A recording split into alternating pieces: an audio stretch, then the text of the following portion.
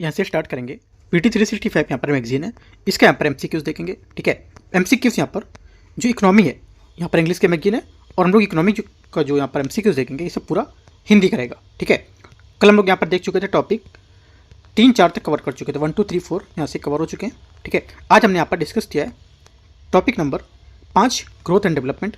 ठीक है, विकास के यहाँ पर जो, और यहाँ पर जो इसका ग्रोथ है वो। ठीक है, और उसके बाद यहाँ पर 5 पूरा है, और उसके बाद यहाँ पर छठा टॉपिक है। छठा टॉपिक यहाँ पर एग्रीकल्चर और रिलेटेड यहाँ पर सेक्टर है, उसको यहाँ पर डिस्कस किया है। ठीक है, इन सबके यहाँ पर टॉपिक को देखेंगे और पूरा क्वेश्चन यहाँ पर हिंदी में होंगे आपके। राइट, इस टाइप से 6 नंबर पूरा टॉपिक खत्म हो जाएगा। कल हम लोग डिस्कस करेंगे टॉपिक 7 और टॉपिक 8 को कोशिश करेंगे कि इसी में कवर करें, अगर छोटा रहेगा तो। ठीक है, तो यहाँ से टोटल आपके 62 क्वेश्चन कवर होंगे इन 2 टॉपिक से, टॉपिक नंबर 5 और टॉपिक नंबर 6 से, है ना। स्टार्ट करते हैं क्वेश्चन। 1 नंबर क्वेश्चन से देखते हैं इसको। PDF आप टेलीग्राम से डाउनलोड कर पाओगे, और यहाँ से जो आंसर होगा, आंसर मैं आपको यहाँ से बताऊंगा। ठीक है, आते हैं क्वेश्चन 1 से देखते हैं इसको। और मैंने सुबह हिंदी की जो मैगजीन आई है पर्यावरण की, वो मैंने कराई, इसको पार्ट नंबर 2 कराए हुए, वो भी आप यहाँ से देख सकते हो जाके। इससे पहला क्वेश्चन है विकास और वृद्धि, टॉपिक 5 को लेकर के। ठीक है, देखते हैं इसको। पहला क्वेश्चन बोल रहा है आपूर्ति और मांग संबंधी जो संबंध में विचार करना है। आपूर्ति और मांग है, उसके संबंध में विचार करना है। पहली बात है, जब किसी वस्तु की मांग बढ़ती है तो संतुलन मूल्य जो होता है और संतुलन मात्रा जो होती है, ये दोनों में वृद्धि होती है। पहली बात यहाँ से स्टेटमेंट क्या होगा, ये करेक्ट है, क्योंकि यहाँ पर जब मांग डिमांड बढ़ेगी तो क्या होगा, यहाँ पर आपूर्ति स्थिर रहती है, लेकिन यहाँ पर जो खरीदार होते हैं उसके बीच यहाँ पर प्रतिस्पर्धा बढ़ती है, जिससे मूल्य, प्राइस और मात्रा, क्वांटिटी दोनों भी यहाँ पर बढ़ जाएंगे। प्राइस भी बढ़ेगा, प्राइस यहाँ पर ज़्यादा कर देंगे अगर चीज़ बढ़ेगी तो, और मात्रा भी, क्वांटिटी भी बढ़ाएंगे, क्योंकि यहाँ पर लोग ज़्यादा डिमांड कर रहे हैं उसका, है ना, तो ये दोनों चीज़ बढ़ेंगे। सही बात है। सेकंड है, जब किसी वस्तु की आपूर्ति घटती है तो संतुलन मूल्यों में कमी होती है, लेकिन संतुलन मात्रा में वृद्धि होगी। ये बात गलत है, क्योंकि यहाँ पर जब आपूर्ति घटती है तो वस्तु दुर्लभ हो जाती है, जिससे यहाँ पर क्या होता है, इसकी कीमत बढ़ेगी, घटेगी नहीं, और यहाँ पर संतुलन मात्रा कम हो जाएगी। ओनली 1 करेक्ट है, आंसर 1 यहाँ से सही होगा। क्वेश्चन नंबर 2 देखते हैं। सेकंड नंबर है, निम्नलिखित कथन में से कौन सा मूल्य लोच का संदर्भ सही बताता है। मतलब कौन यहाँ पर मूल्य लोच है उसके अकॉर्डिंग यहाँ पर सही बात बताता है। ठीक है, इलास्टिसिटी जो है प्राइस, उसको लेकर के पहली बात यहाँ से बोला है, जब मुद्रास्फीति होती है तो उपभोक्ता आमतौर पर कम संवेदनशील और कम लोचदार हो जाते हैं। पहली बात यहाँ से गलत है। दूसरा बोला है, मांग वक्र जितना सपाट होता है उतनी ही मांग बेचुलेदार होगी, है ना, ये भी बात गलत है। तीसरा, आवश्यक वस्तुओं की मांग आमतौर पर बेलोचदार होती है। ठीक है, ये बात इसकी करेक्ट है, क्योंकि यहाँ पर बेलोचदार का मतलब होता है इनालास्टिक, का मतलब होता है कि यहाँ पर जब कीमत के बदले में मांग से ज़्यादा बदलाव नहीं आता है तो दवाइयाँ जैसे या नमक जैसी जो आवश्यक वस्तु होती है, हमें ज़रूरत होती, चाहे वो कितनी भी कीमत उनकी ज़्यादा हो जाए। ठीक है, तो यहाँ पर क्या होगा, आमतौर पर बेलोचदार होती है, हमें इस पर फर्क नहीं पड़ेगा, ये खरीदनी ही पड़ेगी, है ना। तो यहाँ से क्या होगा, सेकंड क्वेश्चन का सी स्टेटमेंट यहाँ से करेक्ट होगा। सेकंड वाली बात गलत थी, बी नंबर, क्योंकि यहाँ पर मांग वक्र जो होता है जितना सपाट होता है और उतनी ही मांग उसकी अधिक लोचदार होती है ना, ये बेलोचदार नहीं होगी। तो सिर्फ सी स्टेटमेंट करेक्ट है। क्वेश्चन नंबर 3 है, जब मुद्रास्फीति के कारण वॉलेट स्क्वीज होता है तो निम्न में से कौन सी वस्तुएं हाइपर इलास्टिक श्रेणी में आती हैं और उनकी बिक्री भारी गिरावट होती है। देखो, यहाँ पर जो वॉलेट जो स्क्वीज है, इसके दौरान जब लोगों के पास पैसा कम होता है तो वे सबसे पहले लग्जरी और यहाँ पर वैकल्पिक खर्चों में कटौती करेंगे। पैसा कम होगा तो लग्जरी खर्च नहीं करेंगे, है ना। जैसे मान लो मेरे पास 20,000 रुपये, मुझे मान लो 20,000 रुपये रोज हर महीने मिलता है। ठीक है, तो क्या करेंगे, और तुम यहाँ पर कम चीज़ों को लेंगे कि मोर रेंट देना है, रहना भी है, खाना भी है ना, सब कुछ करना है। और अगर मान लो पास 70-80 हज़ार रहेगा तो क्या करेंगे, मुझे आईफोन भी चाहिए फिर तो, है ना, और भी यहाँ पर सुविधाएं चाहिए, लग्जरी जीवन चाहिए, तो यहाँ से ये बात होगी। तो पहला क्या होगा, तीसरे का पहला स्टेटमेंट जो अब यहाँ डिस्कस करेंगे वो देखेंगे। यहाँ से भी इसमें दे रखा है, तीसरे में पहली बात है कि भोजन और ईंधन। ठीक है, पहला क्या होगा, पहली बात यहाँ से ये है। दूसरा है जेनरिक स्पैम और इंस्टेंट नूडल्स, कारें, उपकरण और डिजाइनर कपड़े और छुट्टियाँ, ये यहाँ पर इसका आंसर होगा टी, क्योंकि यहाँ पर वैकल्पिक खर्च में कटौती करते हैं, जैसे डिजाइन कपड़े और छुट्टियाँ, ऐसी वस्तुएं जिनकी मांग कीमतों में वृद्धि या आय में कमी होने से तेजी से गिरती हैं, हाइपर इलास्टिक कहलाती हैं। है प्लास्टिक, जिससे छुट्टियाँ करेंगे तो क्या होगा, हमारा वेतन कटेगा, पैसे कटेगा, कम पैसे मिलेंगे। डिजाइनर कपड़े यहाँ पर लेंगे, अगर डिजाइन कपड़े लेंगे तो ज़्यादा पैसे जाएंगे वहाँ से ना, पैसे यहाँ से बचेंगे और यहाँ से पैसे जा रहे हैं, तो यहाँ से दोनों चीज़ें नहीं होनी चाहिए। ठीक है, आंसर क्या होगा, डी यहाँ से करेक्ट आंसर है। एक बार फिर से देख लेते हैं क्वेश्चन को, क्योंकि इंपॉर्टेंट क्वेश्चन है। ये बोला है कि जब मुद्रास्फीतिकरण वॉलेट जो सिक्के होता है, ये निम्न में से कौन सी वस्तु है हाइपरलास्टिक के श्रेणी में और उनकी भारी बिक्री में गिरावट आएगी, तो यहाँ से आंसर हो जाएगा इसका डी करेक्ट आंसर है। ठीक है, ध्यान से करना है, बहुत इंपॉर्टेंट क्वेश्चन है ये। क्वेश्चन चौथा है, उत्पादक मूल्य सूचकांक पीपीआई के संबंध में विचार करना है। ये घरेलू बाजार निर्यात में बेचे गए सामानों सेवाओं के लिए एक उत्पादक द्वारा प्राप्त मूल्य औसत परिवर्तन को मापता है। पहली बात, फोर्थ क्या से पहला स्टेटमेंट करेक्ट होगा। सेकंड, ये उत्पादक के नजरिए से मूल्य परिवर्तन को मापता है। आउटपुट पीपीआई तब होता है जब समान सेवाएं उत्पादन स्थल छोड़ देती है। सेकंड बात क्या होगी, सेकंड बात यहाँ से करेक्ट है, क्योंकि इनपुट पीपीआई कच्चे माल खरीदने की लागत देखता है, जबकि यहाँ पर आउटपुट होता है जो वो पीपीआई तैयार माल के कारखाने से निकलने के समय की कीमत देखता है। ठीक है, तो तीनों बातें यहाँ से इसकी करेक्ट है। उत्पादन मूल्य सूचकांक पीपीआई, आंसर क्या होगा, चौथे का डी करेक्ट है। पांचवा क्वेश्चन यहाँ से, भारत थोक मूल्य सूचकांक डब्ल्यूपीआई उत्पादक मूल्य सूचकांक के बारे में क्यों संगमण कर रहा है, बताना है। देखो यहाँ पर पहले बोला है कि डब्ल्यूपीआई एक अंतर्निहित पूर्वाग्रह है, क्योंकि यहाँ पर एक ही उत्पाद दोहरी बहुगिनती होती है इसमें। पहली बात यहाँ से करेक्ट होगी, क्योंकि यहाँ पर दोहरी गणना जो होती है, डबल काउंटिंग, डब्ल्यूपीआई में कच्चे माल और तैयार माल दोनों की गणना मूल्य बढ़ चढ़कर दिखाएगी। सेकेंड बात है, डब्ल्यूपीआई निर्यात और आयात को शामिल नहीं करता है। सेकेंड बात यहाँ से करेक्ट है। तीसरा, क्योंकि यहाँ पर सेवा क्षेत्र डब्ल्यूपीआई केवल वस्तुओं के पर ध्यान देता है, जबकि यहाँ पर भारत की अर्थव्यवस्था और सेवाओं का योगदान बहुत अधिक हो जाएगा। डब्ल्यूपीआई सेवा क्षेत्र सकल घरेलू उत्पाद का लगभग 55% को बाहर करता है। तीसरी बात यहाँ से करेक्ट है। चौथा, पीपीआई करों को छोड़कर स्वच्छ डेटा प्रदान करता है, जिससे यहाँ पर मुद्रास्फीति के कारणों में बेहतर पहचान हो सकती है। चौथी बात भी करेक्ट है, क्योंकि यहाँ पर जो टैक्सेस है पीपीआई शुद्ध मूल्य जो बेसिक प्राइस है इस पर आधारित होता है, जिससे यहाँ पर उत्पाद कर शामिल नहीं होते और जिसमें वास्तविक मुद्रास्फीति का पता चलता है। चारों बातें यहाँ से करेक्ट है। आंसर क्या होगा, सभी स्टेटमेंट यहाँ से इसके सही होंगे, तो डी स्टेटमेंट यहाँ डी कथन यहाँ से सही हो जाएगा। क्वेश्चन 6, क्वेश्चन नंबर 6, अन्न दर्पण या अन्न दर्पण प्लेटफॉर्म के संबंध में विचार करना है। इसे भारतीय खाद्य निगम एफसीआई द्वारा पेश किया गया है। पहली बात, छठी का पहला स्टेटमेंट यहाँ से करेक्ट है, क्योंकि यहाँ पर भारतीय खाद्य निगम एफसीआई ने अपने संचालन दक्षता बढ़ाने के लिए यहाँ पर अन्न दर्पण नाम से एक आधुनिक आपूर्ति श्रृंखला प्रबंधन प्रणाली शुरू की है। ये मौजूदा डिपो ऑनलाइन सिस्टम की जगह लेगा। ये भी बात सही, क्योंकि यहाँ पर ये पुराने ऑनलाइन जो डिपो ऑनलाइन सिस्टम था उसकी यहाँ पर जगह लेगा, और ये खरीद भंडारण और आवाजाही और बिक्री प्रबंधन को एकीकृत भी करेगा। ये भी बात यहाँ से करेक्ट है, क्योंकि यहाँ पर ये खरीद से लेकर वितरण तक की पूरी प्रक्रिया को एक ही डिजिटल प्लेटफॉर्म पर एकीकृत करेगा। तीनों करेक्ट है, छठे का आंसर डी। क्वेश्चन 7 है, निम्नलिखित में से कथनों पर विचार करना है। श्रम ब्यूरो ने कृषि श्रमिकों और ग्रामीण श्रमिकों के लिए उपभोक्ता मूल्यांकन सूचकांक संख्या CPI-AL और RL के आधार पर वर्ष को संशोधित करके 2019 से 19 इक्वल 100 कर दिया है। ठीक है, देखो यहाँ पर इसका मतलब क्या हो, क्योंकि यहाँ पर पहली बात गलत है, क्योंकि यहाँ पर क्या है, जो यहाँ पर वर्तमान में कृषि श्रमिक जो है CPI-AL, ठीक है, इसमें ग्रामीण श्रमिकों CPI-RL के लिए यहाँ पर आधार वर्ष अभी भी यहाँ पर 1986 1996 माइनस 87 इक्वल 100। ठीक है, इससे यहाँ पर 2019 में बदलने का प्रस्ताव था, लेकिन अभी तक यहाँ पर आधिकारिक तौर पर आधार वर्ष 1986-87 ही बना हुआ है। ठीक है, तो ये बात गलत हो जाएगी। दूसरा, ये श्रम और रोजगार मंत्रालय द्वारा संकलित किया जाता है। सेकेंड बात क्या होगी, सेकेंड बात यहाँ से करेक्ट है, क्योंकि यहाँ पर ये 19 सूचकांक का संकलन श्रम ब्यूरो द्वारा यहाँ पर किया जाता है, जो यहाँ पर श्रम और रोजगार मंत्रालय के अंतर्गत आता है। ठीक है, आंसर क्या होगा, आंसर हो जाएगा आपका यहाँ से ओनली 2 करेक्ट है, बी यहाँ से आंसर है। ठीक है, यहाँ से जो माइनस करेंगे इसको 99 आएगा, बट यहाँ पर 86 तो 87 चल रहा है, तो इस वजह से 100 अप्रॉक्स में ले रहे हैं इसे। ठीक है, क्वेश्चन नंबर 8 देखते हैं।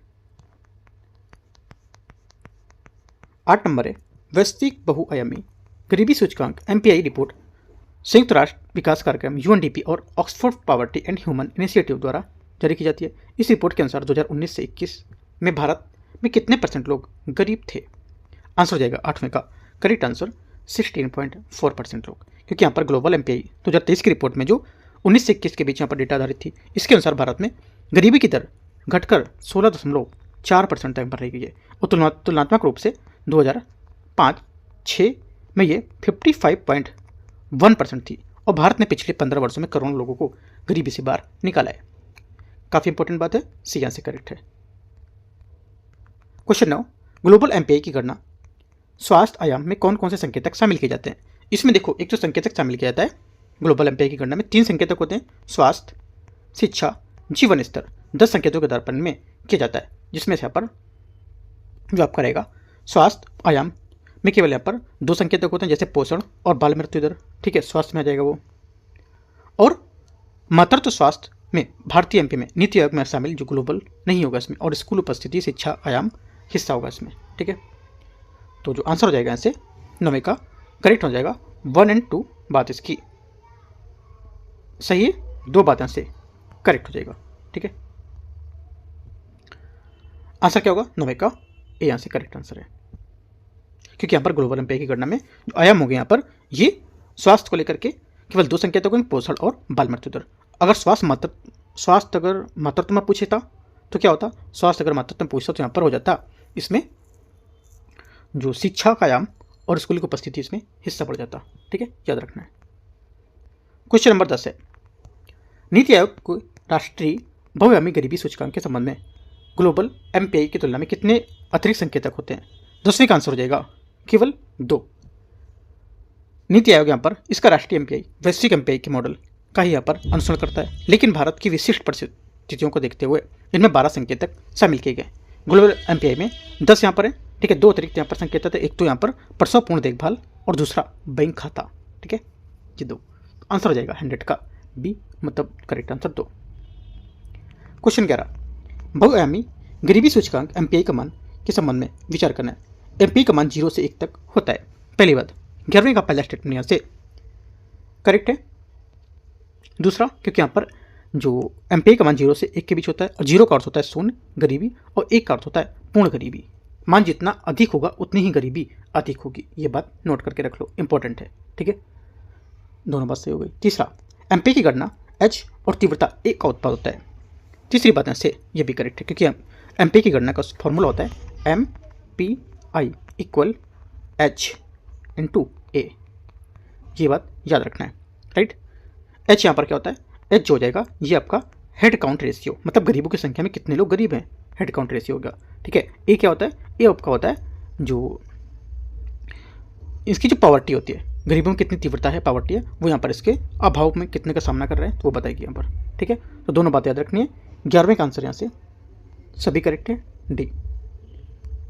क्वेश्चन 12, ग्लोबल एमपीआई कार्यप्रणाली के संबंध में अनुसार एक व्यक्ति को बहुआयामी गरीबी तक तब माना जाता है जब उसका अभाव स्कोर कितना या उससे अधिक होगा।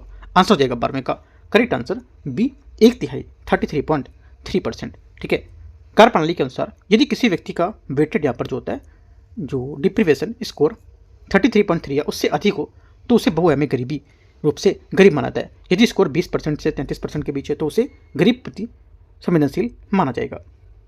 क्वेश्चन नंबर 13 है, विश्व असमानता रिपोर्ट 2026 किसके द्वारा जारी की गई थी? आंसर हो जाएगा 13 का, ये जारी की गई थी विश्व असमानता लैब के द्वारा। ठीक है, विश्व जो असमानता रिपोर्ट है ये वर्ल्ड इनइक्वालिटी लैब द्वारा जारी की जाती है। ये रिपोर्ट दुनिया भर में आय और धन से वितरण से होने वाली जो असमानता है उसका विश्लेषण करती है। क्वेश्चन नंबर 14 नंबर है,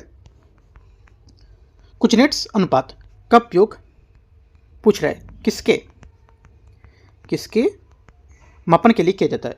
आंसर हो जाएगा कुजनेट्स का करते हैं उपयोग आय असमानता, सी यहाँ से करेक्ट है। ठीक है, क्योंकि यहाँ पर कुजनेट्स अनुपात जो होता है समाज के सबसे अमीर वर्ग आमतौर पर शीर्ष 20% से और जो गरीब जो होते हैं 20% से 40% के बीच आय के बीच जो अंतर होता है उसको मापता है। ये कुजनेट्स वक्र कर्व से संबंधित होता है जो बताता है कि यहाँ पर आर्थिक विकास शुरुआती चरणों में असमानता बढ़ती है और फिर घटने लगती है। ठीक है, आप इसका वक्र देखोगे तो उसके आपको दिखाएगा ये। जैसे 15 नंबर क्वेश्चन है, गिनी गुणांक के बारे में निम्नलिखित कथन पर या गिनी इंडेक्स के बारे में विचार करना है। ये आय, धन या उपयोग के वितरण को दर्शाता है। पहली बात, 15 का पहला स्टेटमेंट यहाँ से करेक्ट है, क्योंकि यहाँ पर गिनी गुणांक जो होता है आय या धन के वितरण को मापने का सबसे लोकप्रिय तरीका होता है।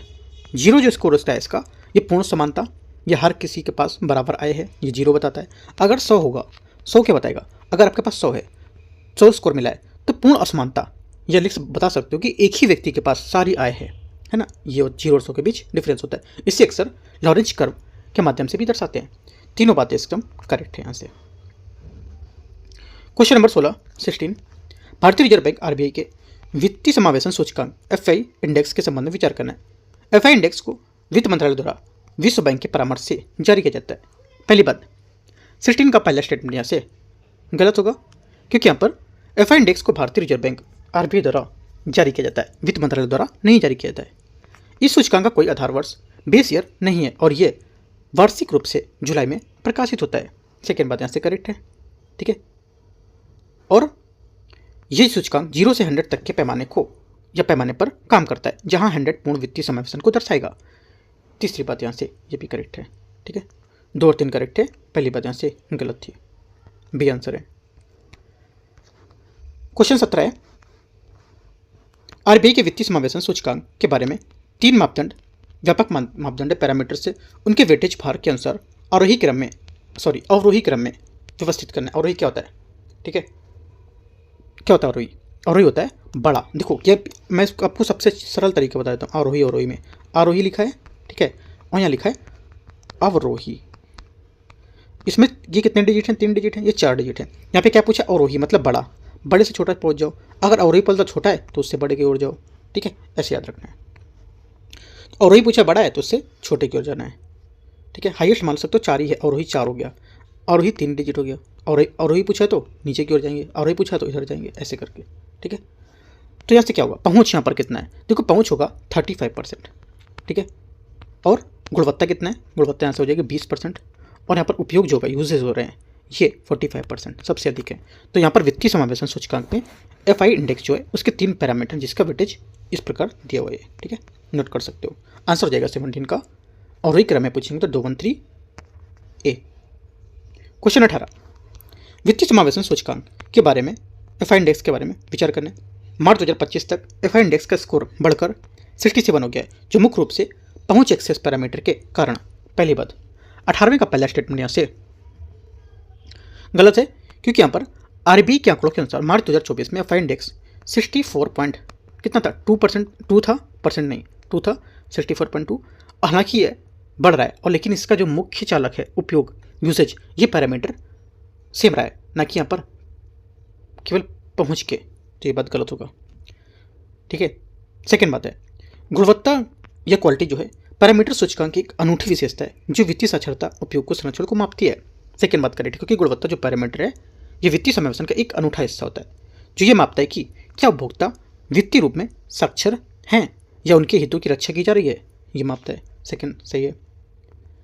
वित्तीय समावेशन व्यक्ति को आर्थिक झटकों के प्रति कम संवेदनशील बनाकर आर्थिक विकास को बढ़ावा देता है। तीसरी बात ये भी करेक्ट है, जब लोगों के पास बचत, सीमा और बीमा जो होती हैं उसकी ऋण सुविधा होती है, तो वे आर्थिक संकटों जैसे बीमारी या खराबी फसल के कारण बेहतर ढंग से झेल पाते हैं उसको, है ना। एक गलत है, 2 और 3 सही है, आंसर बी। क्वेश्चन 19 है,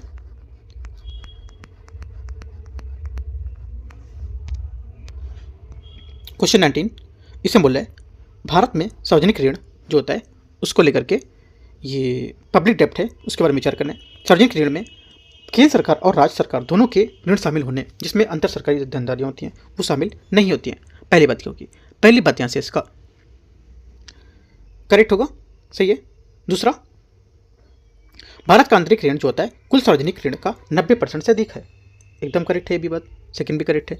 तीसरा हो जाएगा भारतीय रिजर्व बैंक आरबीआई अधिनियम 1934 की धारा 20 के तहत आरबीआई केंद्र सरकार के सार्वजनिक ऋण का प्रबंधन करने के लिए बाध्य होगा।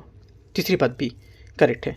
चौथा, राजकोषीय उत्तरदायित्व और बजट प्रबंधन एफआरबीएम अधिनियम 2003 के तहत केंद्र सरकार के ऋण के माध्यम से अवधि में सकल घरेलू उत्पाद जीडीपी के 40% तक सीमित करने का लक्ष्य रखता है।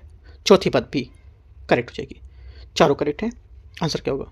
आंसर हो जाएगा 19 का सभी स्टेटमेंट इसके सही है। डी डी करेक्ट है। क्वेश्चन 20, भारत के सार्वजनिक ऋण के संबंध में विचार करना है। भारत के सार्वजनिक ऋण के संबंध में विचार करना है। भारत का आंतरिक ऋण कुल सार्वजनिक ऋण का लगभग 96.59% है। पहली बात 20 का आंसर करेक्ट है। बाह्य ऋण में अमेरिकी डॉलर सबसे बड़ा घटक है, इसके बाद भारतीय रुपया आएगा। सेकेंड बात यहाँ से यह भी करेक्ट है, और भारतीय रुपये के बाद येन और एसडीआर आते हैं, ठीक है। तीसरा, बहुपक्षीय एजेंसियाँ जैसे आईडीए, आईबीआरडी जो बाहर ऋण होते हैं इसका प्रमुख स्रोत होता है। ये भी बात यहाँ से सही है, क्योंकि यहाँ पर बहुपक्षीय संस्थान जैसे कि वर्ल्ड बैंक इसका आईडीए, और भारत के लिए यहाँ पर विदेशी ऋण इसका प्रमुख एक सस्ता स्रोत होता है। तीनों बातें एकदम सही है। 20 का आंसर डी, सभी करेक्ट हैं। 21 है, भारतीय अर्थव्यवस्था के संबंध में भारतीय रिजर्व बैंक वित्तीय स्थिरता रिपोर्ट 2025 के मुख्य निष्कर्ष के संबंध में विचार करना है। अनुसूचित वाणिज्यिक बैंक का सकल गैर निष्पादित परिसंपत्ति अनुपात 2.3% के बहुउद्देशीय हैं उसके निचले स्तर पर आ गया है। पहले यहाँ से करेक्ट है, क्योंकि यहाँ पर हाल ही यहाँ पर जो रिपोर्ट है उसके अनुसार बैंकों की स्थिति में सुधार हुआ है और जीएनपीए 2.3 के ऐतिहासिक निम्न स्तर पर बना हुआ है। 21 का पहला स्टेटमेंट करेक्ट है। सेकेंड, 2024 में भारत का सार्वजनिक ऋण जीडीपी के प्रतिशत के रूप में 80% से अधिक रहा है। सेकेंड बात करेक्ट है, क्योंकि यहाँ पर जो महामारी के बाद से भारत का जो ऋण जीडीपी है लगभग यहाँ पर 80% बना हुआ है। मार्च 2025 के अंत तक भारत का बाह्य ऋण 10% बढ़कर 736 जो बिलियन डॉलर हो गया है। तीसरी बात यहाँ से भी करेक्ट है। आंसर क्या होगा? तीनों सही है। 21 का डी। 22, अटल मिशन फॉर रेजुवेनेशन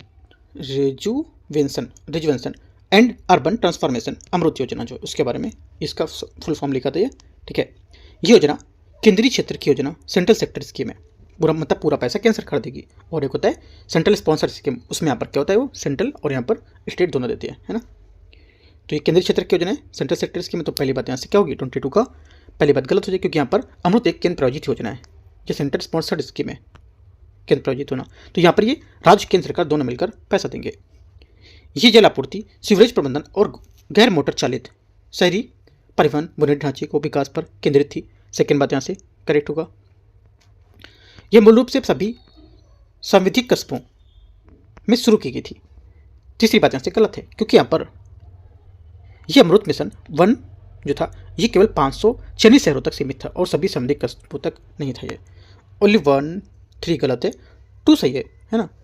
पूछा क्या है देखते हैं। 22 में पूछा है कि कौन से यहाँ पर सही होगा। सिर्फ दूसरा करेक्ट है, क्योंकि बाकी 1 और 3 गलत थे।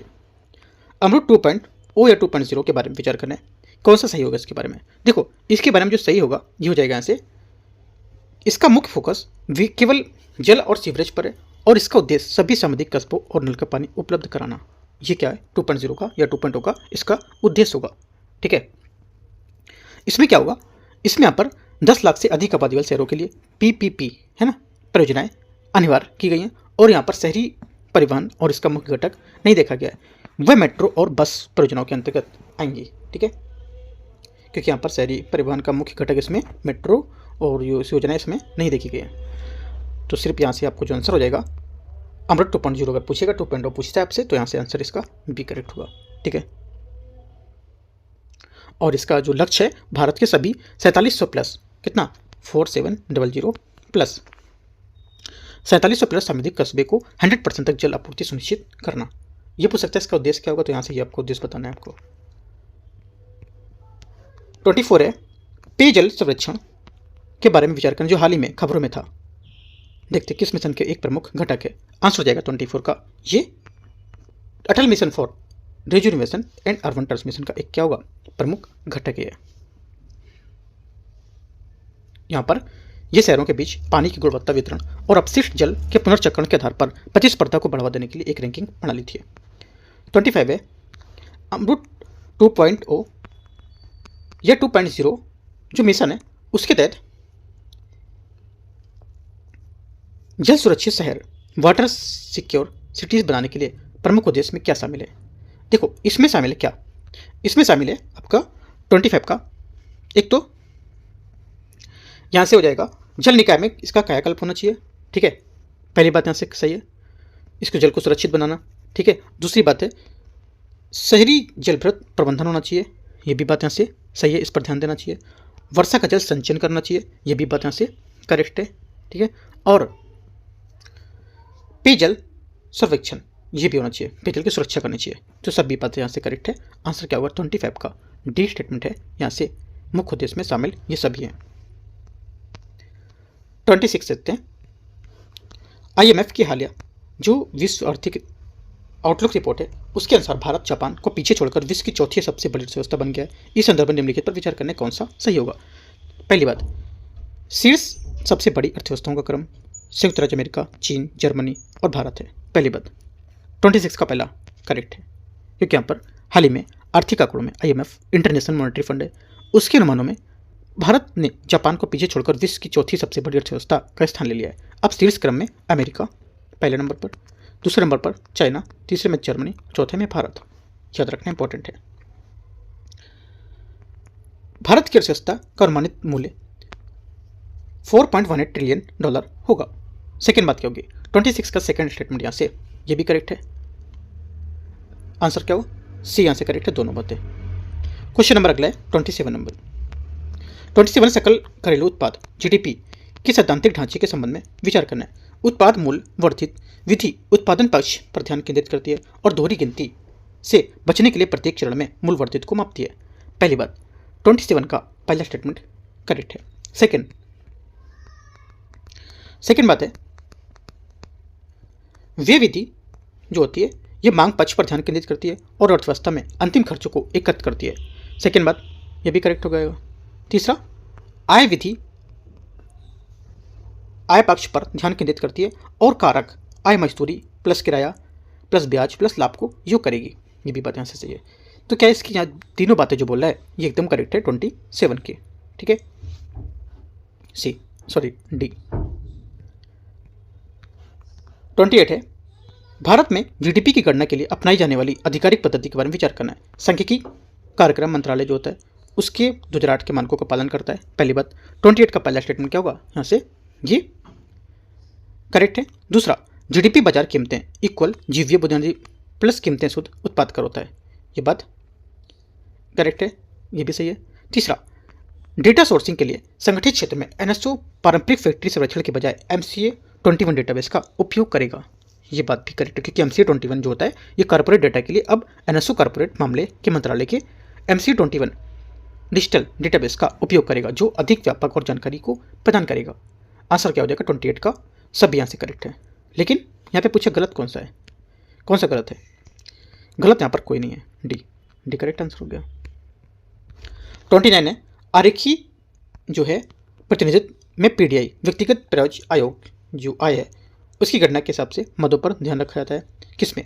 आंसर हो जाएगा 29 का जो व्यक्तिगत कर भुगतान है और गैर कर भुगतान में, बी यहाँ से सही आंसर होगा, ठीक है। क्योंकि यहाँ पर जो पर्सनल डिस्पोजेबल इनकम होता है PDI वह पैसा है जो व्यक्ति के पास अपनी इच्छा अनुसार खर्च करने से या खर्च करने के लिए बचाता है या बचता है, ठीक है। इसकी गणना व्यक्तिगत आय पर्सनल इनकम से व्यक्तिगत कर इनकम टैक्स और गैर भुगतान कर जुर्माना या फीस उसको घटाकर की जाती है, बी यहाँ से सही आंसर है। क्वेश्चन 30 निजी क्षेत्र के CAPEX में विनिर्माण क्षेत्र का योगदान वित्तीय वर्ष 2024-25 में कुल निजी क्षेत्र के पूंजीगत व्यय विनिर्माण का कितना % योगदान था? आंसर जाएगा 30 का करेक्ट आंसर बी 48%, इसका करेक्ट आंसर होगा। आर्थिक समीक्षा और डेटा के अनुसार निजी क्षेत्र की यहाँ पर कुल जो पूंजीगत व्यय है इसमें विनिर्माण जो मैन्युफैक्चरिंग है उसके क्षेत्र की हिस्सेदारी लगभग 48% रही है। यह मेक इन इंडिया और PLI स्कीम जैसी योजनाओं के सकारात्मक प्रभाव को दर्शाती है जिसमें निजी निवेश की वृद्धि हुई है, बी यहाँ से करेक्ट होगा। 31 हो गया, 30 हो गया, 31 देखते हैं तो 48 यहाँ से आंसर होगा इसका 31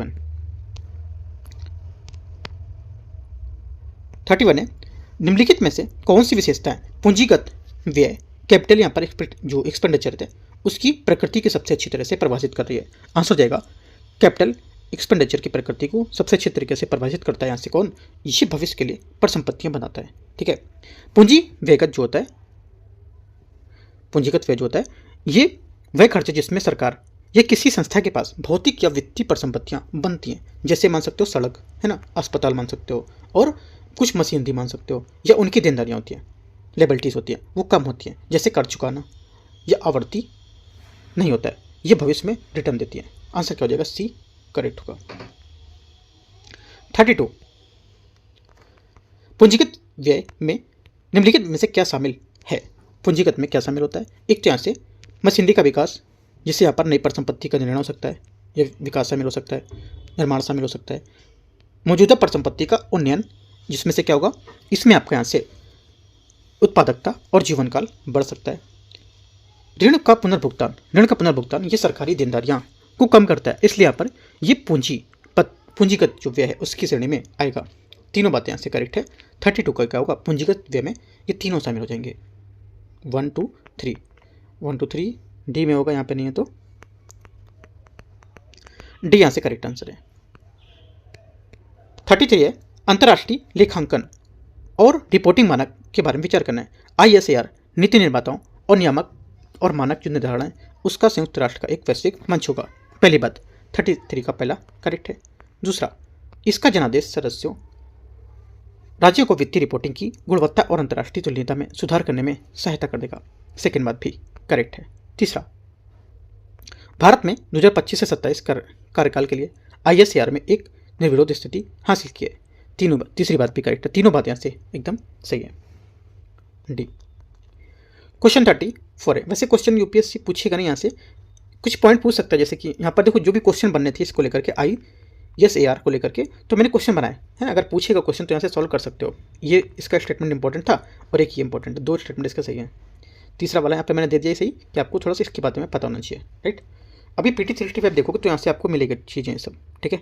जैसे आज मैंने आपको बहुत सारे क्वेश्चन बताए, इन्वायरमेंट की मैगजीन कराई है डीप में समझाई जो व्याख्या के साथ, उसमें मैंने बहुत सारे क्वेश्चन समझाए आपको, कैसे क्वेश्चन बन सकते हैं ये भी समझाएं बहुत सारा। तो यहाँ से डी करेक्ट है 33 में।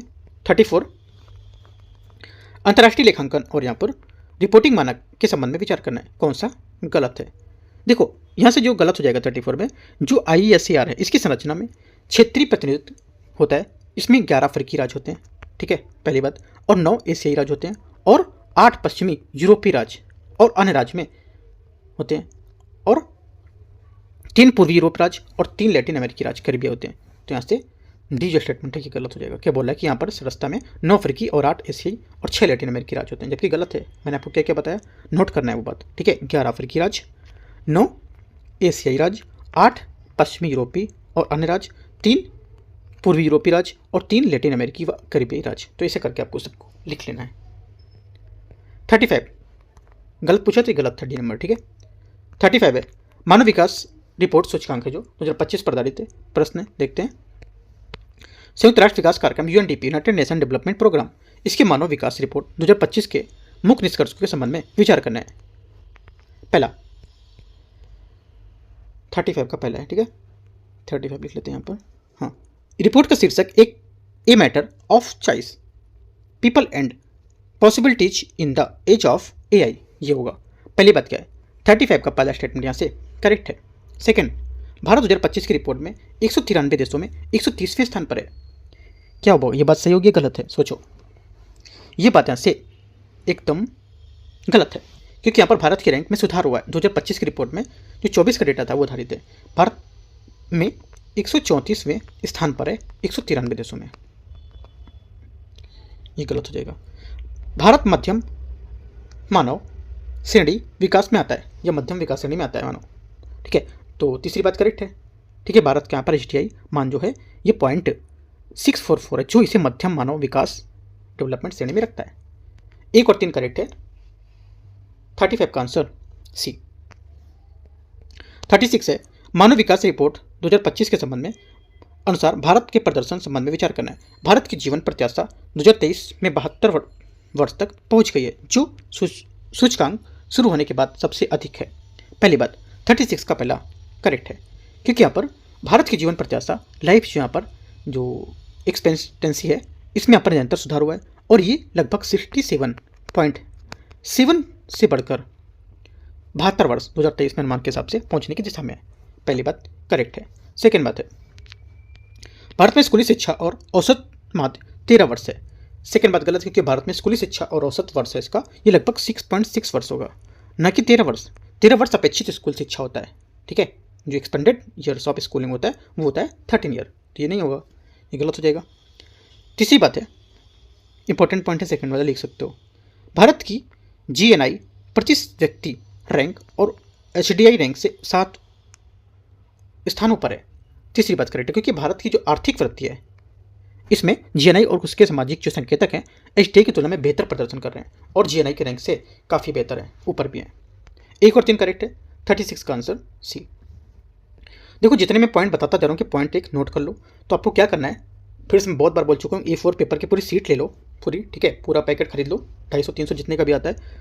अब जितने भी, जैसे कि यहाँ पर PT 365 चल रहा है, PT 365 लिख लो, कुछ बना लो MCQs करके, है ना, कुछ के पेज, जैसे 20-20, 25-25 पेज को स्टेपल कर लो, 20 पेज को स्टेपल कर लिया, तो यहाँ पर आपका इकोनॉमिक की जितनी हो रही उसमें PT 365 MCQs वाला लिख लो, MCQs टाइप में। तो यहाँ पर MCQs टाइप में जो भी डाउट हो रहा है वहाँ पे आप लिखते जाओ, कुछ कुछ पॉइंट मिलते जा रहा हूँ, लिखते जाओ, है ना।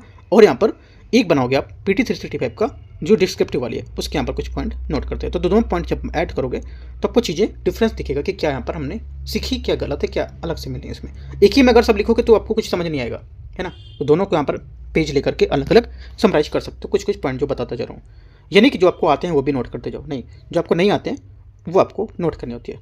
इसीलिए बोलाता है कि जो टॉपर्स की कॉपी होती है वो फॉलो करनी चाहिए, लेकिन आँख बंद करके भी नहीं फॉलो करना चाहिए, क्योंकि वो अपनी यहाँ पर जो चीज़ें हैं वो लिखते हैं। जैसे कि यहाँ पर उनके नोट्स, मान लो लोग बोलते हैं टॉपर्स के नोट्स पढ़ो, ठीक है। अभी टॉपर्स के नोट, जैसे मैं अपने नोट्स देता हूँ, मेरे नोट्स अगर आप पढ़ोगे तो क्या है, जो चीज़ मुझे आती है वो मैंने यहाँ पर नहीं शो कर रखी है, तो वो चीज़ आपको थोड़ा नहीं पता होगा ना कि वो चीज़ आपकी सही है, मतलब आपको आती है नहीं आती है, तो वो चीज़ आपको यहाँ से मिस हो जाएगी। इसलिए टॉपर्स के नोट्स भी ध्यान से पढ़ने चाहिए, क्या क्या चीज़ें मिस हो रही हैं, क्या नहीं है, तो उसको कवर करना है, ठीक है। आते हैं फिलहाल क्वेश्चन में अपने, देखते हैं कौन सा क्वेश्चन है, बताते बताते भूल गया क्वेश्चन में कौन सा है। 35 तो कर लिया ना, अच्छा ठीक है, 36 हम लोगों ने कर लिया है ना, क्योंकि यहाँ पर 13 वर्ष था ना, तो 36 का जो आंसर हो जाएगा 1 और 3 करेक्ट है, ठीक है, दूसरा गलत था। 37 देखते हैं, मानव विकास सूचकांक ह्यूमन डेवलपमेंट इंडेक्स HDI के संबंध में विचार करना है। जीवन प्रत्याशा जो होता है, लाइफ जो एक्सपेक्टेंसी होती है, ये केवल दीर्घायु को मापती है, ना कि स्वास्थ्य सेवा तक पहुँच को। पहली बात यहाँ से गलत है, क्योंकि यहाँ पर जीवन प्रत्याशा जो होती है ये केवल दीर्घायु नहीं, बल्कि परोक्ष रूप से पोषण, स्वच्छता, स्वास्थ्य सेवा, ये तक पहुँच की गुणवत्ता को भी दर्शाएगी। पहला गलत हो गया। सेकेंड बात है, 37 का सेकेंड स्टेटमेंट है, ये बोला है ज्ञान तक पहुँच, एक्सेस टू नॉलेज को मापने के लिए वयस्कों के लिए स्कूली शिक्षा और औसत वर्ष में बच्चों के लिए अपेक्षित स्कूली शिक्षा के वर्षों दोनों को यहाँ पर उपयोग किया जाता है। सेकेंड बात यहाँ से क्या होगा, सेकेंड बात यहाँ से इसका करेक्ट है, सही है, क्योंकि यहाँ पर शिक्षा के लिए यहाँ पर 2 संकेतक, 25 वर्ष से अधिक उम्र के वयस्कों के लिए और औसत वर्ष में, और 2 प्रवेश स्तर के बच्चों के अपेक्षित वर्ग के लिए, दोनों बातें सही है। तीसरा, जीवन स्तर पर स्टैंडर्ड ऑफ लिविंग, इसको मापने के लिए क्रेस की जो समानता होती है, क्षमता होती है, ये इस पर प्रति व्यक्ति सकल राष्ट्रीय आय GNI का उपयोग किया जाता है। तीसरी बात करेक्ट, क्योंकि यहाँ पर जीवन स्तर को मापने के लिए GNI का प्रति व्यक्ति जो होती है उसका उपयोग करते हैं। आंसर क्या होगा, 2-3 करेक्ट है, पहली बात गलत थी, ठीक है, क्योंकि यहाँ पर जीवन प्रत्याशा में दीर्घायु को नहीं, बल्कि यहाँ पर और भी पोषण, स्वच्छता, उसको भी शामिल करता था, इसलिए पहला गलत था। 2 और 3 करेक्ट है, बी। 38 जब क्वेश्चन आएगा यहाँ से टॉपिक भी चेंज हो रहा है, यहाँ से करीब यहाँ से 37 क्वेश्चन बने टॉपिक नंबर 5 से, ठीक है, और टॉपिक 6 से देखते हैं बाकी के आगे के क्वेश्चन। ये टॉपिक 6 यहाँ से ये देख सकते हो। 38 यहाँ से प्रधानमंत्री मत्स्य संपदा योजना के बारे में विचार करना है। इसका उद्देश्य मछली उत्पादन और उत्पादकता महत्वपूर्ण अंतराल को भरना होगा। पहली बात, 38 का पहला स्टेटमेंट यहाँ से करेक्ट है, क्योंकि यहाँ पर उत्पादन और उत्पादकता अंतराल को भरने पर यह केंद्रित होगा, ठीक है। और यहाँ पर इसका जो उद्देश्य होगा कि मछली उत्पादन को बढ़ावा देना और बुनियादी ढांचे में सुधार करना और खपत को बढ़ावा देना। सेकेंड बात है, इसका लक्ष्य पोस्ट हार्वेस्ट नुकसान 20 से 25% को घटाकर 10% करना होगा। सेकेंड बात यहाँ से करेक्ट है, क्योंकि यहाँ पर जो फसल है इसी लक्ष्य होगा कि फसल कटाई के बाद नुकसान जो होता है, पोस्ट हार्वेस्ट लॉस होता है, मतलब जो बाद में होता है ना, कटाई के बाद, वो 20 से 25% घटाकर 10% लाना करेक्ट है। तीसरी बात है, इसका उद्देश्य प्रति व्यक्ति मछली की खपत मौजूदा 5 से 6 किलोग्राम से बढ़ाकर 12 किलोग्राम करना होगा। तीसरी बात क्या है? तीसरी बात यहाँ से करेक्ट है, ठीक है, ताकि पोषण और मांग दोनों यहाँ पर बढ़ सकें। आंसर क्या होगा? 38 का क्या होगा? डी करेक्ट है सभी। 39 प्रधानमंत्री मत्स्य संपदा योजना के कार्यान्वयन के संबंध में विचार करना है। ये योजना केवल केंद्र सरकार द्वारा वित्त पोषण, ये सेंट्रल सेक्टर स्कीम है। पहली बात, 39 का पहला स्टेटमेंट यहाँ से गलत है, क्योंकि यहाँ पर ये योजना दो घटकों में विभाजित है, केंद्रीय क्षेत्र की योजना और यहाँ पर केंद्रीय प्रायोजित योजना, मतलब सेंट्रल सेक्टर, और यहाँ पर सेंट्रल स्पॉन्सर्ड स्कीम। इसमें राज्यों की भी वित्तीय भागीदारी होती है। सेकेंड बात है, ये योजना वित्त वर्ष 2020-21 से 24-25 तक 5 साल की अवधि के लिए लागू की गई थी। सेकेंड बात यहाँ से करेक्ट है। तीसरा, राष्ट्रीय मत्स्य विकास बोर्ड प्रशिक्षण और क्षमता के निर्माण के लिए नोडल एजेंसी होगी। तीसरी बात, 39 का तीसरा स्टेटमेंट करेक्ट है। 2 और 3 सही है, आंसर यहाँ से सी करेक्ट है। क्वेश्चन 40 नंबर, भारतीय मत्स्य पालन के संबंध में विचार करना है। जो भारत में वैश्विक मछली उत्पादन में लगभग 8% योगदान करते हुए दूसरा सबसे बड़ा मछली उत्पादक होगा। पहली बात यहाँ से गलत होगा, क्योंकि यहाँ पर जो भारत दुनिया का तीसरा सबसे बड़ा मछली उत्पादक है, चीन, इंडोनेशिया उसके बाद, और वैश्विक उत्पादन में लगभग 8% का योगदान देता है। ठीक है, याद रखना है, पॉइंट लिख सकते हो इसको। सेकेंड बात है, अंतर्देशीय मछली उत्पादन कुल मछली उत्पादन का लगभग 75% होगा। सेकेंड बात यहाँ से करेक्ट है। तीसरा, भारत अंतर्देशीय मत्स्य पकड़ उत्पादन में दुनिया का सबसे बड़ा राष्ट्र होगा। तीसरी बात यहाँ से क्या होगी? 40 का तीसरा स्टेटमेंट यहाँ से करेक्ट है। ठीक है, आंसर क्या होगा? क्योंकि यहाँ पर भारत अंतर्देशीय जो पकड़ उत्पादन है उसको लेकर के यहाँ पर जो 75% अंतर्देशीय मत्स्य पकड़ में दुनिया का शीर्ष स्थान पर देखा गया है। आंसर क्या होगा? 2 और 3 करेक्ट है, पहली बात गलत थी, बी करेक्ट है। 41, प्रधानमंत्री धन धान्य कृषि योजना के संबंध में विचार करना है। यह योजना 11 मंत्रालयों और 36 मौजूदा कृषि योजनाएं इसको समेकित करती हैं। पहली बात, 41 का पहला स्टेटमेंट यहाँ से क्या होगा? ये करेक्ट है। सेकेंड बात है, इस योजना का उद्देश्य मुख्य रूप से 2 हेक्टेयर से अधिक भूमि वाले बड़े किसानों के समर्थन करना होगा। सेकेंड बात यहाँ से गलत है, क्योंकि यहाँ पर यह मुख्य रूप से छोटे और सीमांत किसान 2 हेक्टेयर से कम भूमि वाले पर केंद्रित होगा, ना कि उससे बड़े किसानों पर। योजना का वित्तीय परिव्यय 6 वर्षों के लिए 1.44 लाख करोड़ रुपए लागत होगी इसकी। सेकेंड बात गलत होगी। तीसरी बात क्या? तीसरी बात यहाँ से इसकी करेक्ट है। चौथा, उत्तर प्रदेश इस योजना के तहत अधिकतम 12 जिले शामिल होंगे, ये भी बात सही है। ठीक है, आंसर 134 बी करेक्ट है ये। क्वेश्चन 41 है, सॉरी 42 नंबर है, प्रधानमंत्री धन धान्य कृषि योजना के प्रमुख उद्देश्य क्या है? उद्देश्य में कौन कौन शामिल है? इसमें देखो, इसमें उद्देश्य में जो शामिल है, एक तो यहाँ पर फसल की पैदावार 20 से 30% की वृद्धि करना, खाद्यान्न दलहन और तिलहन आत्मनिर्भरता प्राप्त करना, और पोस्ट हार्वेस्टर नुकसान के 5% के नीचे लाना।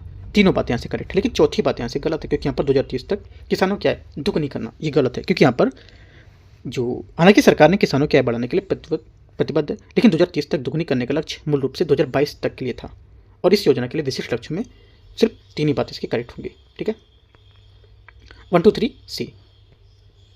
43 नंबर है, कमान क्षेत्र विकास और यहाँ पर जल जो प्रबंधन है, आधुनिकीकरण है, उसको लेकर के क्वेश्चन है, विचार करना। देखते हैं, तो यहाँ पर शॉर्ट में बोलते हैं MCDWM योजना को 2025-26 की अवधि के लिए प्रधानमंत्री कृषि सिंचाई योजना है, उसकी उप योजना के तहत अनुमोदन किया गया इसका। पहला 43 का पहली बात यहाँ से करेक्ट है। सेकंड, इस योजना का उद्देश्य मौजूदा नहरों या अन्य स्रोतों से खेतों तक सिंचाई, पानी की आपूर्ति, जल सिंचाई और आपूर्ति को नेटवर्क आधुनिकीकरण करना होगा। सेकंड बात भी करेक्ट है ना। 43 की दोनों बातें एकदम सही है। आंसर क्या हो जाएगा? सी आंसर इसका करेक्ट आंसर है। 44 है, दलहन आत्मनिर्भरता मिशन के बारे में विचार करना है। इसका लक्ष्य दिसंबर 2027 तक दालों में आत्मनिर्भरता प्राप्त करना होगा। पहली बात, पहले आंसर करेक्ट है। दूसरा, इसकी अवधि 6 वर्ष में 25-26 से 30-31 तक होगी, ये भी बात करेक्ट है। तीसरा है, ये याद रखना है, इसकी अवधि है ना, आपको घुमा सकता है क्वेश्चन, बोलेगा 24-25 से 29-30 तक ऐसे दे सकता है। 6 वर्ष तो बताएगा, लेकिन यहाँ से सन घुमा देगा, ये सन एकदम ठीक लिखा हुआ है। ठीक है, इसका वित्तीय परिव्यय 11,440 करोड़ रुपए है। तीसरी बात भी यहाँ से करेक्ट है। चौथा, ये मिशन कृषि एवं किसान कल्याण मंत्रालय के अंतर्गत आता है। ये बात सही है गलत है, सोचो। अब ज़्यादातर लोग गलत मारेंगे, वैसे ये बात सही है ना, क्योंकि यहाँ पर ये जो मंत्रालय कृषि मंत्रालय के अंतर्गत एक व्यापक पहल होगी। चारों बातें करेक्ट है, आंसर डी। ये जो भी आंसर हो चारों बातें इसकी करेक्ट है। ठीक है, देख लेंगे आंसर क्या है। डी यहाँ पर होगा, हाँ डी है। 45 है, भारत में दलहन उत्पादन की स्थिति, भारत में दलहन उत्पादन के संबंध में विचारना कौन से यहाँ पर सही होगा। 45 में पहली बात, भारत विश्व में दालों का सबसे बड़ा उपभोक्ता है लेकिन सबसे छोटा उत्पादक होगा। पहली बात क्या है, पहली बात यहाँ से स्टेटमेंट इसका ये पहली बात यहाँ से गलत है। सेकंड बात है, क्योंकि यहाँ पर भारत दुनिया में दालों का सबसे बड़ा उत्पादक और उपभोक्ता और यहाँ तक तीनों है ना, याद रखना है। मध्य प्रदेश भारत में दालों का सबसे बड़ा उत्पादक राज्य होगा, ये बात करेक्ट है। ठीक है, क्योंकि मध्य प्रदेश कुल दलहन उत्पादन में अग्रणी राज्य है। इसके बाद राजस्थान और महाराष्ट्र का स्थान आता है। दालें यहाँ पर खरीफ और रबी जायद तीनों मौसमी में उगाई जाती हैं, है ना। ये बोला कि सिर्फ यहाँ पर खरीफ और रबी में उगाई जाएंगी, तो गलत हो जाएगा। भारत के प्रति व्यक्ति दालों की खपत 85 ग्राम पर दिन से अधिक होगा, तो ये बात ये भी गलत हो जाएगी। ठीक है, आंसर क्या होगा, आंसर यहाँ से 45 का बी स्टेटमेंट क्या पूछा है सही होगा, है ना, सही पूछा है तो बी। 46 है, साथी पोर्टल के बारे में देखते हैं। कौन सा कलर लूँ, चलो ले लेता हूँ डार्क रेड ले लेता हूँ। 46 है, ब्राउन है। 46 है साथी, जो यहाँ पर पोर्टल है, इसके बारे में देखते हैं। पहली बात यहाँ से ये समाचारों में था क्या है, देखो ये साथी पोर्टल है, न्यूज़ में था। ये क्या है, साथी पोर्टल जो है ये सीड, इसका फुल फॉर्म है seed traceability authentication and holistic inventory. Portal की शुरुआत यहाँ पर की थी कृषि मंत्रालय द्वारा एक पहल के रूप में की गई थी। इसका उद्देश्य था कि जो बीज हैं उसकी गुणवत्ता में सुनिश्चित करना और नकली बीज हैं उनकी बिक्री को रोकना, बंद करना। बीज उत्पादन की पूरी प्रक्रिया को डिजिटल रूप में ट्रैक करना होगा। आंसर क्या होगा, 46 का सी करेक्ट है।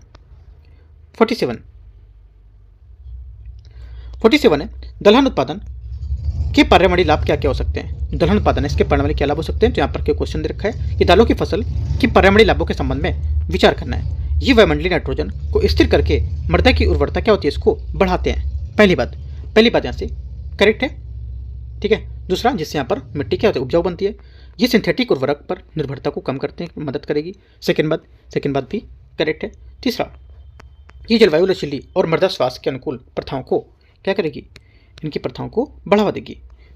तीसरी बात भी करेक्ट है, तीनों यहाँ से करेक्ट है। आंसर क्या हो जाएगा, डी यहाँ से इसका करेक्ट आंसर है 47 का। 48 है, दलहन आत्मनिर्भरता मिशन के संबंध में विचार करना है। इसके तहत यहाँ पर अरहर, तूर जिसको बोलते हैं, ठीक है, उड़द और मसूर की 100% खरीद एमएसपी पर कितने वर्षों के लिए सुनिश्चित की गई है और खरीद के लिए नोडल एजेंसियाँ कौन सी हैं। आंसर हो जाएगा 48 का करेक्ट आंसर, ये 4 वर्ष के लिए की गई है और नफीड और एनसीसीएफ इसका सही आंसर होगा 48 का बी। सरकार ने दलहन आत्मनिर्भरता मिशन को तहत यहाँ पर घोषणा की है कि आप अरहर, उड़द और मसूर पैदा करने वाले किसानों को उनकी उपज का 100% एमएसपी पर खरीदी जाएगी, जिसके लिए नाफेड और एनसीसीएफ को यहाँ पर मुख्य नोडल एजेंसी के रूप में बनाया जाएगा और ये व्यवस्था अगले 4 वर्षों के लिए प्रमुख रूप से लागू की गई है। 49 है, राष्ट्रीय हल्दी बोर्ड के संबंध में विचार करना है। इसका मुख्यालय तेलंगाना के निजामाबाद में स्थापित किया गया है। पहली बात 49 का करेक्ट है। सेकेंड बात है, ये आयुष मंत्रालय के अधीन आता है, एकदम गलत है, क्योंकि यहाँ पर हल्दी बोर्ड वाणिज्य और उद्योग मंत्रालय के अंतर्गत काम करेगा। भारत वैश्विक हल्दी उत्पादन का 70% हिस्सा उत्पादित करता है, ये करेक्ट है, क्योंकि भारत दुनिया का सबसे बड़ा हल्दी उत्पादक है और वैश्विक उत्पादन का लगभग 70% हिस्सा जो है ये कवर करता है।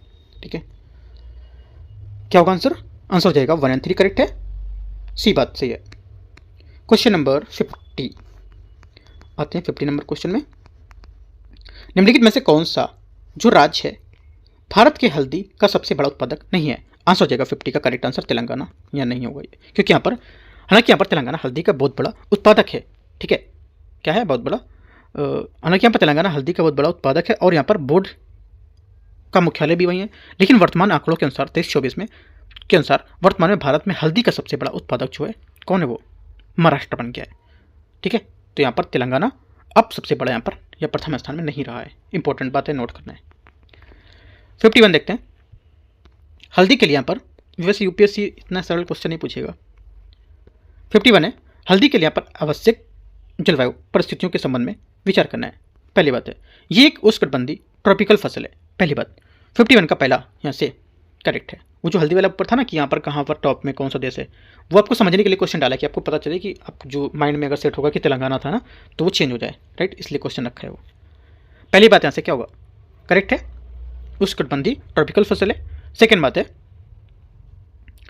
इसके लिए लगभग 30 डिग्री तापमान की आवश्यकता होती है। सेकेंड बात यहाँ से, इसके विकास के लिए 20 से 30 डिग्री के बीच तापमान आदर्श होता है। तीसरा बात है, इसके लिए 1500 मिलीमीटर वार्षिक वर्षा की आवश्यकता होती है।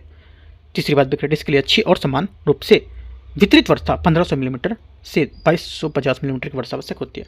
तीनों बातें करेक्ट है, आंसर डी 51 का सही होगा, ठीक है। 52, भारत में हल्दी की निर्यात में प्रमुख बाजार कौन से हैं? इसके जो प्रमुख बाजार हैं वो जाएगा आंसर 52 का correct answer Bangladesh, UAE, USA, Malaysia. Correct answer होगा ए। भारत दुनिया का सबसे बड़ा हल्दी निर्यातक है और हल्दी के लिए यहाँ पर बांग्लादेश का सबसे बड़ा बाजार भी है इसमें, और उसके बाद संयुक्त अरब अमीरात यूएई, और उसके बाद है संयुक्त राज्य अमेरिका यूएसए, और मलेशिया का स्थान आता है। क्वेश्चन नंबर 53 है, एम एस स्वामीनाथन के संबंध में निम्नलिखित कथन पर विचार करना है। उन्होंने अर्धबोनी मैक्सिकन गेहूं की किस्में पेश की हैं। पहली बात 53 का पहला करेक्ट है, ठीक है, क्योंकि यहां पर डॉक्टर स्वामीनाथन ने नॉर्मल ब्लॉक के साथ मिलकर भारत में उच्च उपज वाली मैक्सिकन गेहूं की किस्में पेश की हैं जिसमें हरित क्रांति संभव हुई है। पहली बात से। सेकेंड, उन्होंने एवरग्रीन रिवोल्यूशन सदाबहार क्रांति का प्रस्ताव रखा था। सेकेंड बात क्या है, सेकेंड बात यहां से ये भी करेक्ट है, जो पारिस्थितिक को नुकसान के बिना उत्पादकता में निरंतर वृद्धि करेगा। उन्होंने 2004 में मरणोपरांत भारत रत्न मिला था। तीसरी बात क्या होगी, तीसरी बात यहां से 53 की ये करेक्ट है। आंसर क्या होगा, 53 का तीनों बातें सही है, तो आंसर 53 का डी सही आंसर है। 54 है, मखाना के संबंध में विचार करना है। इसे ब्लैक डायमंड के नाम से भी जानते हैं। पहली बात 54 का पहला स्टेटमेंट यहाँ से गलत होगा, ठीक है, क्यों, क्योंकि यहाँ पर मखाना को ब्लैक डायमंड नहीं बल्कि यहाँ पर गोल्डन गम या अक्सर इसे पोषक तत्वों का कारण सुपर फूड यहाँ पर कहा जाता है। पेट्रोलियम या कोयले को अक्सर ब्लैक डायमंड यहाँ पर कहा जाता है, तो पहली बात गलत है। सेकंड, भारत वैश्विक उत्पादन में 90% की हिस्सेदारी इसके साथ हावी है। सेकंड बात यहाँ से क्या होगी, करेक्ट है, क्योंकि यहाँ पर विश्व के कुल मखाना उत्पादन का लगभग 90% भारत मुख्य रूप से बिहार से आता है, ठीक है। तीसरा, मिथिला मखाना 2022 में भौगोलिक संकेत जीआई टैग मिला हुआ है। तीसरी बात यहाँ से करेक्ट है, क्योंकि बिहार के मिथिला मखाना को अगस्त 2022 में जीआई टैग प्रदान किया गया था। 2 और 3 करेक्ट है, 54 का आंसर बी। 55 है, भारत में उत्पादित विभिन्न प्रकार के रेशम और उनके प्रमुख उत्पादक क्षेत्रों के संबंध में विचार करना है। मलबरी रेशम का उत्पादन मुख्य रूप से कर्नाटक और तमिलनाडु में होता है। पहली बात 55 का पहला यहाँ से करेक्ट है। दूसरा है, टसर रेशम कोसा का उत्पादन केवल झारखंड में होता है। ये बात गलत है, क्योंकि यहाँ पर टसर रेशम झारखंड जो है और छत्तीसगढ़ के अलावा उड़ीसा, महाराष्ट्र, पश्चिम बंगाल में भी उत्पादित होता है। ये केवल जो है बात है ये गलत बता रहा है। 1 सही है और 2 गलत है। तीसरा देखते हैं, तीसरा दे रहा है, मूंगा रेशम जो अपने सुनहरे पीले रंग के लिए जाना जाता है, इसे विशेष रूप से असम में पाया जाता है। तीसरी बात से करेक्ट है, क्योंकि मूंगा रेशम दुनिया में केवल असम में उसके आसपास के क्षेत्रों में पाया जाता है, इसे भौगोलिक संकेतक जीआई टैग भी प्राप्त है। तो आंसर हो जाएगा 1 और 3 करेक्ट है, आंसर हो जाएगा सी। 56 है, निम्नलिखित में से किस रेशम को अहिंसा रेशम भी कहा जाता है, क्योंकि इसमें प्राप्त होने वाले कीड़ों को नहीं मारा जाता है, इसे प्राप्त करने के लिए कीड़ों को नहीं मारा जाता है। आंसर हो जाएगा 56 का करेक्ट आंसर एरी रेशम, यहाँ से इसका सही आंसर होगा।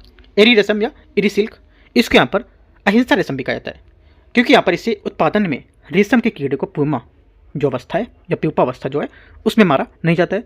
धागा तब निकल आता है जब पतंगा कोकून छोड़कर उड़ जाता है। यह मुख्य रूप से पूर्वोत्तर भारत में उत्पादित होता है, ठीक है, काफ़ी महंगा भी मिलता है ये, है ना। आंसर क्या 56 का सी करेक्ट है। 57 है, कपास के संबंध में निम्नलिखित कथन पर विचार करना है। इसे सफ़ेद सोना भी कहा जाता है। पहली बात 57 का पहला स्टेटमेंट करेक्ट है, यह मुख्य रूप से उत्तरी भारत की काली मिट्टी में उगाया जाता है। सेकेंड बात यहाँ से गलत है, क्योंकि यहाँ पर कपास के लिए काली मिट्टी सबसे उपयुक्त जो यहाँ पर मुख्य रूप से दक्कन के पठार, मध्य पश्चिम भारत जैसे महाराष्ट्र और गुजरात में पाई जाती है, न कि उत्तरी भारत में। ये बात गलत हो जाएगा। इसके विकास के लिए लगभग 210 ठंड मुक्त दिन और तेज धूप की आवश्यकता होती है। तीसरी बात करेक्ट, क्योंकि कपास की फसल को परिपक्व होने के लिए कम से कम 210 पाला रहित जो फ्रॉस्ट फ्री दिन यहाँ पर चाहिए होते हैं और फ्री खिली हुई धूप की आवश्यकता होती है। इंपॉर्टेंट पॉइंट है, आपसे बोल देगा कि यहाँ पर तेज बारिश की आवश्यकता होती है ना, ऐसा करके घुमाएगा क्वेश्चन, लेकिन ये बात यहाँ पर सही दे रखा है तीसरी वाली। तो 1 और 3 यहाँ से भी सही है। 57 का आंसर सी करेक्ट है। 58 नंबर क्वेश्चन है, भारत में अफीम की खेती के संबंध में विचार करना है। भारत संयुक्त राष्ट्र द्वारा गम अफीम का उत्पादन करने के लिए अधिकृत एकमात्र देश होगा। पहली बात करेक्ट है। दूसरा, अफीम पोस्ता के पौधे से प्राप्त मॉर्फिन का उपयोग मुख्य रूप से खांसी के सिरप के निर्माण में करते हैं। सेकेंड बात यहाँ से गलत होगी, क्योंकि यहाँ पर अफीम के जो अफीम से प्राप्त कोडीन का उपयोग मुख्य रूप से खांसी के लिए सिरप में किया जाता है, जबकि मॉर्फिन का उपयोग कैंसर या गंभीर सर्जरी या दर्द निवारक में करते हैं। अगला है स्वापक जो औषधि है और मन प्रभावी पदार्थ अधिनियम 1985 के तहत यहाँ पर केंद्र सरकार अफीम पोस्ता की खेती को विनियमित करती है। तीसरी बात करेक्ट है। ठीक है, आंसर क्या होगा? आंसर हो जाएगा, और इसका लाइसेंस वित्त मंत्रालय के तहत केंद्रीय नारकोटिक्स ब्यूरो द्वारा दिया जाता है। 1 और 3 करेक्ट है। आंसर 58 का यहाँ से सी से हो जाएगा, 1 और 3। 59 नंबर है, APEDA की भारतीय पहल के संबंध में विचार करना है। देखते हैं यहाँ से पहला एपीडा। इसका उद्देश्य 2030 तक 100 एग्री फूड्स स्टार्टअप्स का समर्थन और यहाँ पर 50 बिलियन का निर्यात हासिल करना होगा। पहली बात 59 का करेक्ट है। सेकंड, इस पहल का मुख्य रूप से AI आधारित गुणवत्ता नियंत्रण और ब्लॉकचेन सक्षम ट्रेसेबिलिटी जैसी उन्नत तकनीकों पर काम करने वाले स्टार्टअप्स को आकर्षित भी करेगी। ये भी बात सही है। तीसरा, भारतीय पूर्ण रूप यहाँ पर भारत हब फॉर यहाँ पर एग्रीटेक डिसलाइन एडवांसमेंट एंड यहाँ पर इनक्यूबेशन फॉर एक्सपोर्ट यहाँ पर इन्वेस्टमेंट होगा। ठीक है, तो यहाँ से ये जो बात इसका फुल फॉर्म है ये भी करेक्ट है। ठीक है, तीनों बातें यहाँ से क्या है एकदम सही है। 59 का जो आंसर हो जाएगा यहाँ से क्या हो जाएगा? ये हो जाएगा डी स्टेटमेंट। 59 का यहाँ से करेक्ट आंसर हो जाएगा यहाँ से। क्वेश्चन नंबर 60 है, आधुनिक भंडारण और पीडीएस पारदर्शिता के बारे में विचार करना है। भंडारण 360 पहल को भारतीय खाद्य निगम वेबसाइट के द्वारा पेश किया गया था। पहली बात, सृष्टि का पहला स्टेटमेंट यहाँ से गलत है, क्योंकि यहाँ पर भंडारण 360 जैसा कोई यहाँ पर मुख्य प्लेटफॉर्म या FCI द्वारा पेश नहीं किया गया है। FCI अन्ना दर्पण और डिपो ऑनलाइन का उपयोग करता है। स्मार्ट एक्जिम वेयरहाउस सिस्टम जो है, स्मार्ट एक्जिम वेयरहाउस सिस्टम में गेट ऑटोमेशन यार्ड मैनेजमेंट के लिए AI और IoT जैसी तकनीकों का उपयोग किया जाता है। सेकेंड बात यहाँ से करेक्ट है। तीसरा, आशा प्लेटफॉर्म लाभार्थियों को AI सक्षम कॉल के माध्यम से राशन वितरण की प्रतिक्रिया को साझा करने में अनुमति देगा। तीसरी बात यहाँ से करेक्ट होगी। आंसर 2 और 3 करेक्ट है। 60 का आंसर बी। 61 है, अंतर्राष्ट्रीय आलू केंद्र के बारे में विचार करना है। देखते हैं, अंतर्राष्ट्रीय आलू केंद्र पर निम्नलिखित कथनों पर विचार करना है। इसका मुख्यालय लीमा पेरू में है। पहली बात यहाँ से करेक्ट है। ठीक है, दूसरा, ये केवल आलू और शकरकंद पर शोध करता है। सेकंड बात भी करेक्ट है, क्योंकि यहाँ पर ये आलू और शकरकंद स्वीट पोटैटो की उत्पादकता और जैव विविधता पर वैश्विक स्तर पर काम करेगा। तीसरी बात है, इसका दक्षिण एशिया में क्षेत्रीय केंद्र वाराणसी में स्थापित किया गया है। मतलब भारत में इसका दक्षिण एशिया क्षेत्रीय केंद्र वाराणसी में स्थापित किया गया है। तीसरी बात क्या होगी? करेक्ट है ना? तीनों बातें सही है। 61 का आंसर डी। 62 नंबर है, लास्ट क्वेश्चन होगा, किसान क्रेडिट कार्ड के बारे में विचार करना है। ये योजना केवल फसल उत्पादन और आवश्यकताओं को ऋण प्रदान करेगी। पहली बात, 62 का पहला स्टेटमेंट क्या हुआ यहाँ से? ये गलत है, क्योंकि यहाँ पर KCC जो है ये केवल फसल उत्पादन के लिए नहीं, बल्कि यहाँ पर उपभोग व्यय, फसल की कटाई के बाद खर्च और कृषि संपत्ति के रखरखाव के लिए भी ऋण प्रदान करेगा। सेकेंड बात है, इसे 2019 में पशुपालन, डेयरी और मत्स्य पालन को शामिल करने के लिए प्रस्तावित किया गया था या विस्तारित किया गया था। सेकेंड बात सही है। तीसरा, KCC की अवधि 5 वर्ष है और इसकी अवधि सीमा या अवधि समीक्षा होती रहती है। तीसरी बात क्या होगी? तीसरी बात करेक्ट, क्योंकि KCC की सीमा 5 वर्षों के लिए तय की जाती है। इसमें हर साल वार्षिक समीक्षा या अपडेटेड कुछ यहाँ पर इसमें चीज़ें रखी जाती हैं और ऋण सीमा वृद्धि की संभावना भी होती है। तो 2 और 3 यहाँ से करेक्ट है। 62 का आंसर बी यहाँ से सही है। तो इस टाइप से यहाँ पर सभी क्वेश्चन खत्म हुए। तो इस टाइप से यहाँ पर देखो 62 क्वेश्चन आपके कवर हो गए। कौन कौन से टॉपिक यहाँ पर दिया है? टॉपिक दे रखा है, टॉपिक 5 और टॉपिक 6 यहाँ पर पूरे हो चुके हैं। अब हम लोग कल डिस्कस करेंगे टॉपिक 7 और टॉपिक 8। देखते हैं टॉपिक 7 में अगर हो जाएंगे इतने क्वेश्चन तो टॉपिक 7 ही करेंगे, ये छोटा अगर आप 8 होगा तो उसको देखेंगे, मतलब अपने अकॉर्डिंग में आपको पूरे कवर कराऊंगा, है ना। कम से कम 50 से 60 क्वेश्चन, 50+ क्वेश्चन हमेशा करेंगे, ठीक है, इन सब टॉपिक को लेकर के। और कुछ डाउट रहेगा आप नीचे कमेंट में पूछ सकते हो। और उस पर मैंने मैगजीन कराई हुई है इन्वायरमेंट की, है ना, उसमें भी मैंने वो डिस्क्रिप्टिव मैगजीन है, मैंने समझाई चीज़ों को कैसे कैसे पढ़ना है, कैसे कैसे क्वेश्चनों से क्रिएट हो सकते हैं। जैसे मैंने क्वेश्चन आपको क्वेश्चन के जैसे क्वेश्चन करा रहा हूँ अभी है, वैसे इन्वायरमेंट के भी मैंने कराए, तो मैंने डिस्क्रिप्टिव वाले भी क्वेश्चन बताया कि कैसे क्वेश्चन और बन सकते हैं यहाँ से, है ना। तो वो भी जाके आप कर सकते हो पूरी। तो काफ़ी अच्छे क्वेश्चन यहाँ से, आप इनको डाउनलोड भी कर सकते हो, डाउनलोड करके अपना प्रैक्टिस कर सकते हो, ठीक है।